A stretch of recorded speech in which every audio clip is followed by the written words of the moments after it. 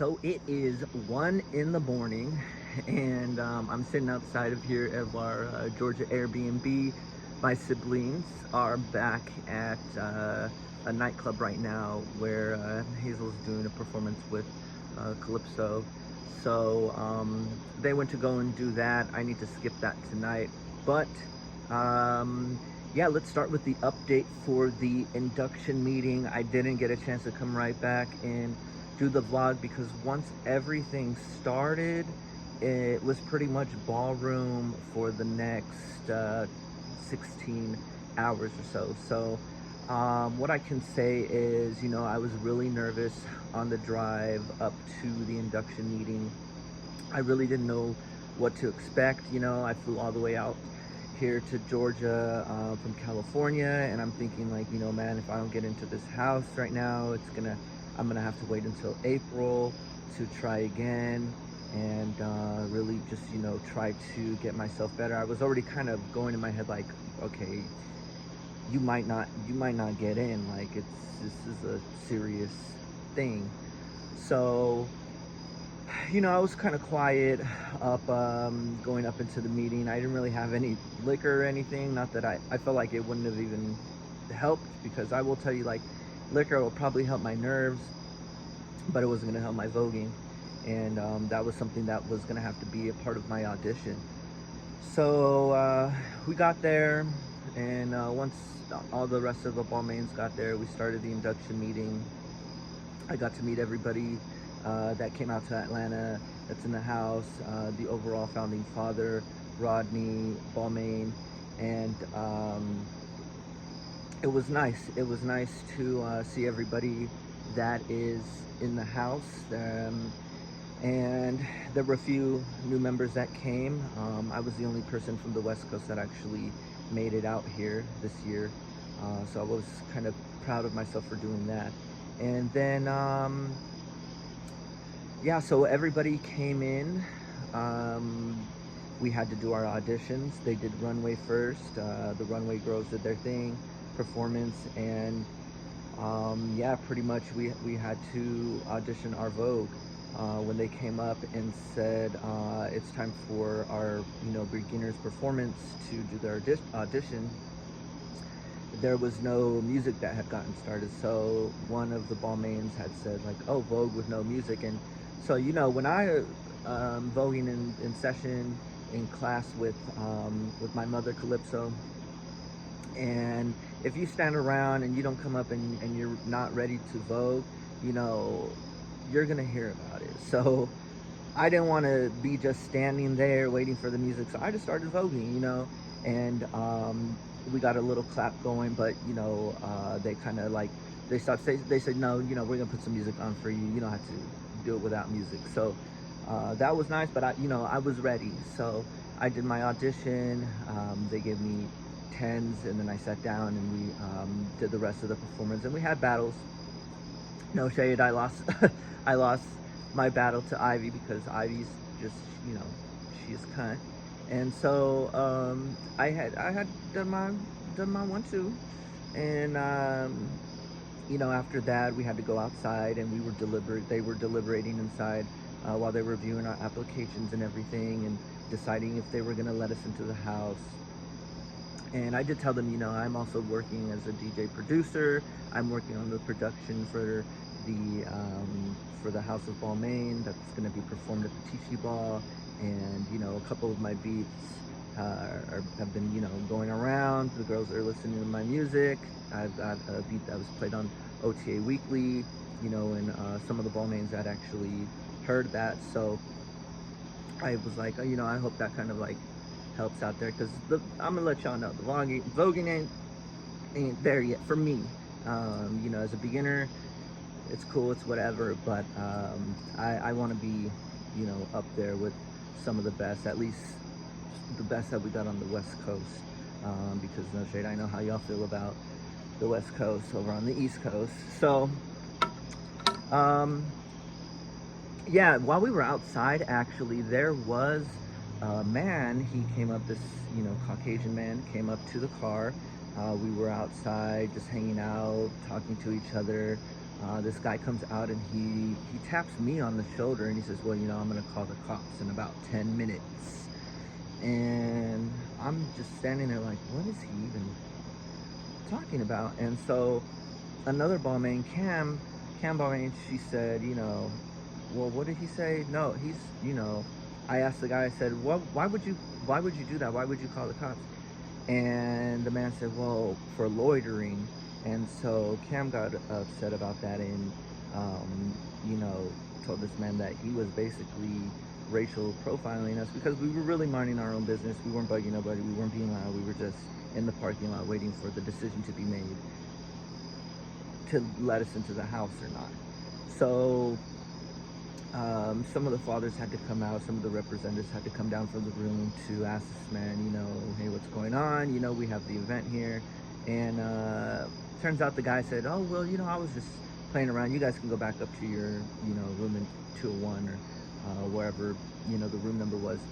And so that was that, that little incident happened. We were called to go back up to the room, and I gagged because I did not think I was going to get into the house. I was already spinning in my head like, this is not gonna happen, So my father Tori called 3 people up. One of them was not me, and so it was giving very much reality show. Like, the people that stepped forward, you guys are in the house. The people that didn't get their name called, sorry, you're gonna have to try again next year. But everybody ended up making it into the house, and I wasn't really concerned about everybody, but I was happy that I actually did it. It's a very huge accomplishment for me. I really don't come from any type of dancing background or anything like that. And so being part of the voguing community and being able to, be making beats, whether in a house or not, but just being able to contribute to ballroom has just been so important to me and for me.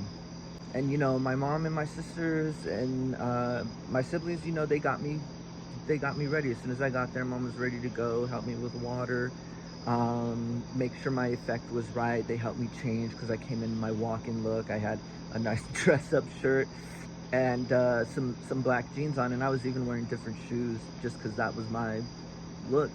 And so it was different from the effect. I didn't want to dance in the black dress shoes that I had. So I didn't want to dance in the black dress shoes that I had, and I brought some some gym shoes, some more shoes that I could actually move in, and I changed into that really quick because the beginners categories were going to be first. They did runway, they did face, beginner's face, and then it was time for performance, and they didn't know, and so going into the performance, it was supposed to be you go up and get your 10s and then you go into battles. Well, they said, we're not doing that. By the time we get to the legendary people, we always have to do 2x2. So what we're going to do 2x2 from the get-go with the beginners. So they had us go, straight into battles. And I'll play the clip, but I feel like I had a good performance.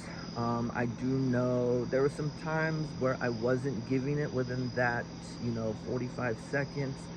Mostly, I think, during my spins on the floor. They just seemed like, I was having a tough time with them. And in my head, I was really kind of trying to think where I was going to land this, if it was going to be a spin, or if I was going to get back up from the floor or give more floor performance. So a lot was really going in to my head at that time. But I'm very proud of myself for walking. Y'all, I just got on the flight. Tell me why I thought my flight left at 8:45. It left at 7:18, so I had 20 minutes to board the flight. I ran in here so quick. Oh my God, but I made it. Welcome aboard, and thank you for choosing Delta.